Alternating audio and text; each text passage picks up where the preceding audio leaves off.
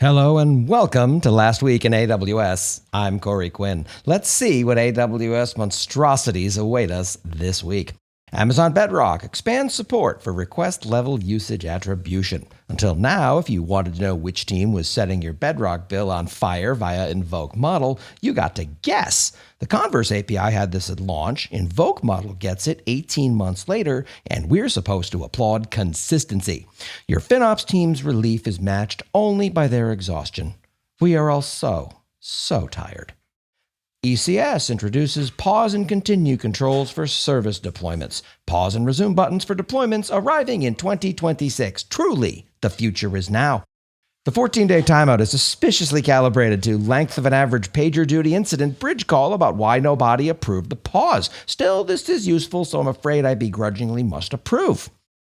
AWS announces AWS Interconnect multi-cloud connectivity with Oracle Cloud Infrastructure in preview.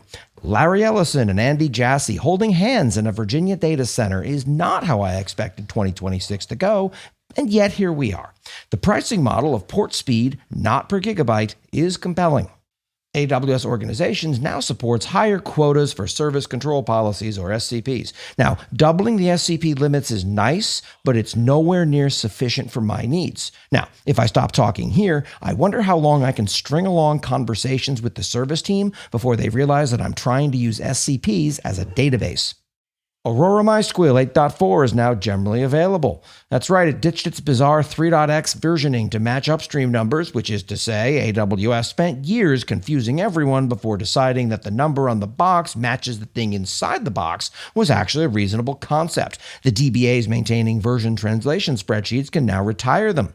The fact that DBAs have version translation spreadsheets proves my thesis: Microsoft Excel is a database. Introducing ExtendDB, an open-source DynamoDB compatible adapter with pluggable storage backends. They released open-source software that lets you run DynamoDB workloads on PostgreSQL anywhere. Listen to that again. DynamoDB workloads backed by PostgreSQL. The company whose entire pricing model depends on you not leaving just handed you the escape hatch, wrapped it in Rust, and slapped Apache 2.0 on it. Someone in Seattle's having a very interesting Monday. I've authored a PR that adds Route 53 as a storage backend.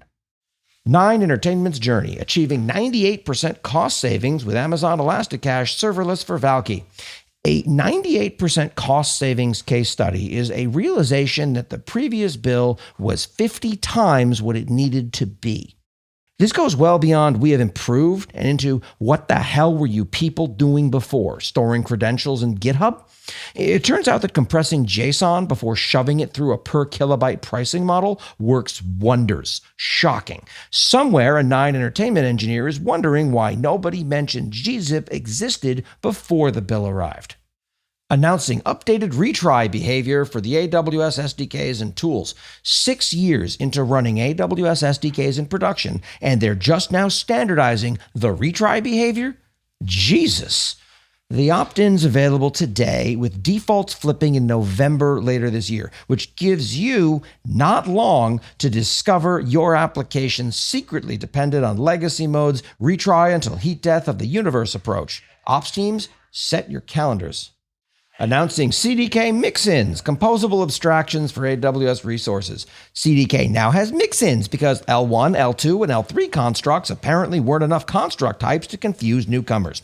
Now you can compose abstractions across all three, which sounds great until you realize you're writing TypeScript to generate YAML to provision JSON to summon God.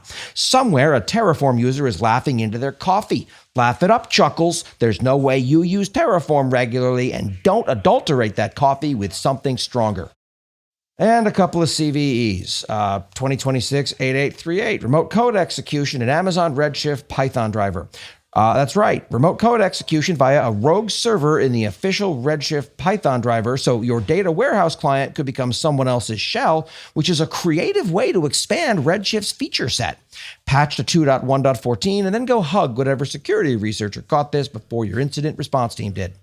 And finally, one last CVE, 2026-9133, arbitrary file read in RabbitMQ AWS plugin. Debug code shipped to production with no kill switch. Well, that's not great. The ARN AWS debug file scheme reading arbitrary files is the kind of feature that makes pen testers weep with joy. Patch to not.2.1, rotate your secrets, and then pour one out for whoever's reviewing that Git blame. And that's what happened last week in AWS. This week, I'm giving a talk at Percona Live called RDS is Crap. I'm sure that won't rub anyone the wrong way.